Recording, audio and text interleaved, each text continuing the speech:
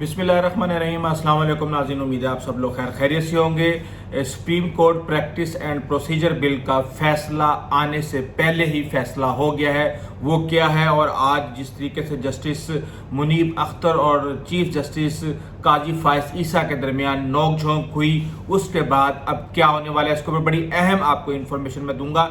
इसके अलावा सदाकत अब्बासी का इंटरव्यू और जो कहा यह जा रहा था कि 9 मई के जो प्लानर्स हैं वो कौन है, जो मंसूबा साज थे वो सामने आ गए हैं। और इसके अलावा और बहुत सी ऐसी चीज़ें हैं जो कि बुशरा बीबी के हवाले से इस वीडियो के अंदर मैं आपको बताऊंगा। शाहिद खकान अब्बासी ने भी पोल खोल दिया है और मियां नवाज शरीफ का त्यारा बुक हो चुका है।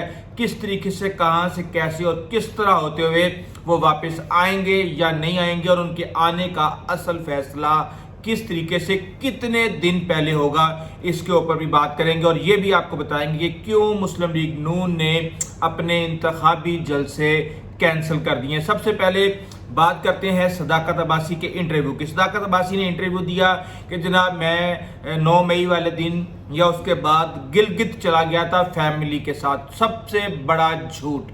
पहली बात तो यह है कि जो सदाकत अब्बासी ने कोर्ट के नीचे शर्ट पहनी हुई थी वही शर्ट पहन के वो अपनी वालदा के पास गए हैं सीढ़ियां चढ़ते हुए, और अपनी वालदा के पास जिस तरीके से वो गए हैं और जिस तरीके से उनकी वालदा रो रही थी और उनके घर वाले सारे मिल रहे थे और जिस तरीके से सदाकत अब्बासी धाड़े मार रहे थे, तो फिर किस बात पे धाड़े मार रहे थे? क्या वो इमरान खान से जुदाई का गम उनको खाया जा रहा था, या वो अपनी फैमिली को बड़े अरसे के बाद मिले थे, या वो अपना सियासी मुस्तकबिल तबाह होने पर रो रहे थे? ये एक अहम सवाल है, क्योंकि अगर वो अपनी फैमिली के साथ गिलगित गए हुए थे तो ये ड्रामा करने की ज़रूरत नहीं है। लेकिन इसके अंदर उन्होंने अब एक और बात कर दिया है कि उन्होंने इमरान खान से सारा मुद्दा उठा के बुशरा बीबी के ऊपर डाल दिया है, और उन्होंने कहा है कि एक मीटिंग 4 तारीख को हुई और एक मीटिंग 7 तारीख को हुई। बुशरा बीबी ने वो मीटिंग बुलाई और बुशरा बीबी का ये प्लान था कि इदारों के खिलाफ जो है वो उनको ऐसे रेजिस्टेंस देनी है, उनको ऐसा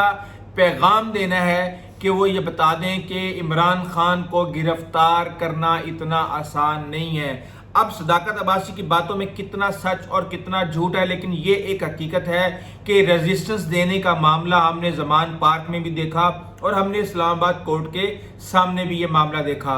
इदारों के खिलाफ जिस तरीके से इमरान खान ने कैंपेन चलाई वो सबके सामने है, और ये बात सदाकत अब्बासी की मानने में कोई भी ऐसा मुजायका नहीं है कि इमरान खान ये चाहते थे कि इदारों को एक दफ़ा जेर कर दिया जाए। वो ये चाहते थे कि एक दफ़ा ISI और इदारों को अगर हमने ढेर कर दिया तो उसके बाद फिर हमारे मुकाबले में कोई भी नहीं आएगा और दूसरे भी हमसे डर जाएंगे। वो एक तरह से डराने का मतलब होता है कि वो एक तरफ फाशिज्म की तरफ लेके जा रहे थे और वो अकेला खेलना चाहते थे। मुझे कई लोगों ने बताया जो इमरान खान से मिल के आए थे कि Imran Khan single party system पर यकीन रखते हैं और वो ये समझते हैं कि पाकिस्तान के जितने भी मसाइल हैं वो सिंगल पार्टी सिस्टम के तहत ही हल हो सकते हैं। बहरहाल पहले ये खबर आई कि डॉन न्यूज़ ने ये इंटरव्यू नशर करने से इनकार कर दिया, और ये उसी दिन की खबर है जब 4 से 5 दिन पहले सदाकत अब्बासी की खबर आई थी, और ये उस्मान डार के इंटरव्यू के 2 दिन के बाद की बात है। लेकिन उसके बाद फिर पता चला कि नहीं, निगोशिएशंस हो गई हैं। कुछ ने कहा कि नहीं, ये इंटरव्यू हमने किया ही मंडे के लिए था, लेकिन अगर मंडे के लिए किया था तो फिर ये ट्यूसडे को क्यों नशर हुआ? मैं मीडिया इंडस्ट्री का में काम करता हूं, मुझे 15-20 साल हो गए हैं। मैंने 10 से 12 चैनल्स के अंदर की पोस्टों पे काम किया। मुझे ये पता है कि इस तरह का इंटरव्यू रिकॉर्ड करने के बाद टाइम नहीं होता आपके पास, आपको उसको फौरी तौर पे नशर करना होता है, क्योंकि न्यूज़ कोई भी रोक के नहीं बैठता। अगर न्यूज़ आप रोक लेते हैं तो उसकी जान निकल जाती है। तो इस बात में भी कोई सदाकत नहीं है कि ये इंटरव्यू हमने मंडे के लिए रिकॉर्ड किया था पीछे बिहाइंड द डोर इदारे के साथ, यानी डॉन न्यूज़ के साथ, और जिन्होंने ये इंटरव्यू प्लान करके दिया था उनके आपस में मुज़ाकरात चल रहे थे। अब सवाल ये पैदा होता है कि इस तरह का इंटरव्यू करने का मकसद क्या है? देखें, इससे पहले हमने प्रेस कॉन्फ्रेंस देखी, प्रेस कॉन्फ्रेंस वाले मामले पिट गए, नहीं चले। इमरान खान की मकबूलियत अपनी जगह पे खड़ी हुई है। अब इंटरव्यूज का सिलसिला शुरू हो गया है, और अब सिर्फ यही नहीं, हमने आपको पहले बता दिया था कि 2 से 3 लोग मजीद आ रहे हैं इसी तरीके से। जो पहले मुफाद परस्त थे वो भाग गए, उसके बाद जो जिनकी पहली इनिंग थी इमरान खान के साथ वो किसी हद तक डटे रहे, लेकिन अब एक एक करके उनकी विकेटें भी गिरना शुरू हो गई हैं। इसका मकसद इमरान खान की मकबूलियत को कम करना, 9 मई के जो वाक़यात हैं उनका असल जिम्मेदार ढूंढना और उसको कसूरवार ठहरा के उसको सजा देना है। तो देखते हैं कि इनकी गवाहियां यानी उस्मान डार और सदाकत अब्बासी की गवाहियां इस केस के अंदर किस हद तक फ़ायदेमंद साबित हो सकती हैं। इसके साथ आपको बता दूं कि अदालत ने हुक्म दिया था कि इमरान खान के बेटों से इमरान खान की बात करवाई जाए, लेकिन अडियाला जेल के जो सुप्रिटेंडेंट हैं उन्होंने साफ इनकार कर दिया है कि हम ये काम नहीं कर सकते। उसके पीछे कोई भी वजह हो सकती है। बेसिकली मुलाकातें तो बुशरा बीबी की भी हो रही हैं, वकीलों की भी हो रही हैं, दूसरे लोगों की भी हो रही हैं, लेकिन जो ताकतवर हल्के हैं वो ये समझते हैं कि बाहर से इमरान खान चीज़ों को हैंडल कर रहे हैं और अपने बेटों को वो कोई भी ऐसा पैगाम दे सकते हैं जिसके बाद मामलात यहाँ पे मुश्किल हो सकते हैं। इसलिए उन्हें किसी भी सूरत अपने बेटों से फ़ोन पे बात करने की इजाज़त नहीं दी जा रही।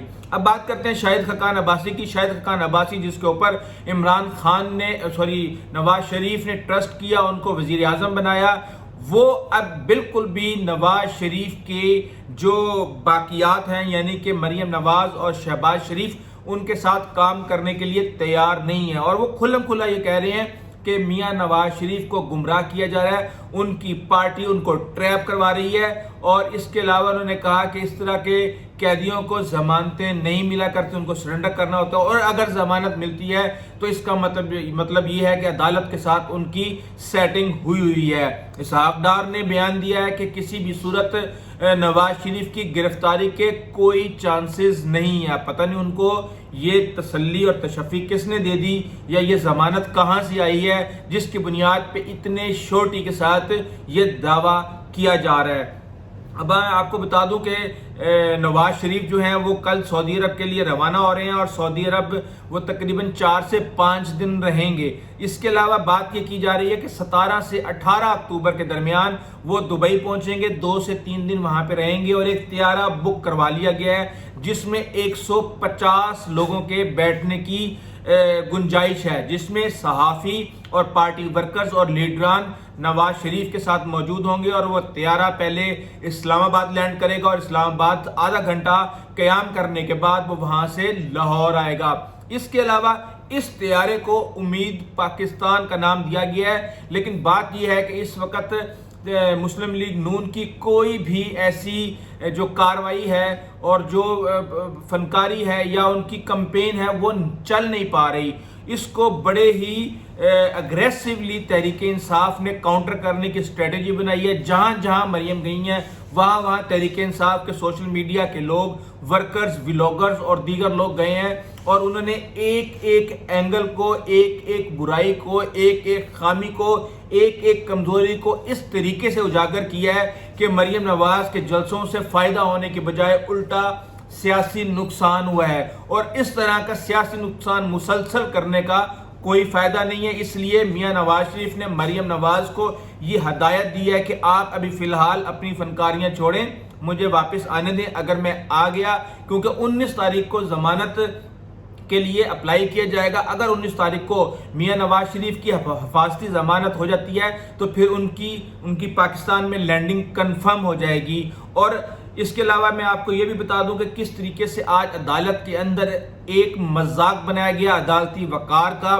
देखें, आपने फुल कोर्ट करनी है, बिल्कुल करें, आपने वहां पे सारे जजेस को बिठा के फैसला करना है, करें, लेकिन मुझे ऐसे लगा कि जैसे काजी फायज ईसा चाहते हैं कि अदालत उनकी मर्जी के मुताबिक चले। एक तो उन्होंने फुल कोर्ट बना दी और अगर आपने फुल कोर्ट बनाई है तो फिर तमाम जजेस को बोलने का हक भी होना चाहिए।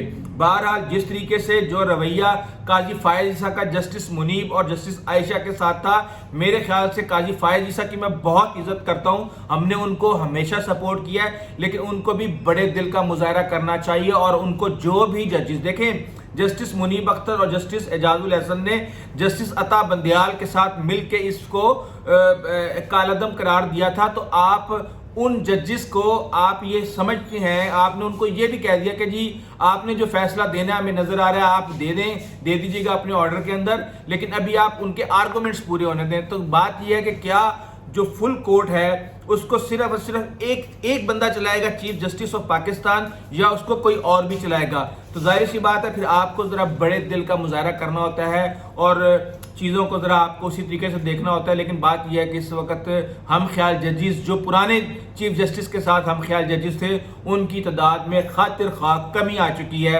اور اب یہ فیصلہ تقریباً وہی آئے گا جو جسٹس قاضی فائز عیسیٰ چاہتے ہیں.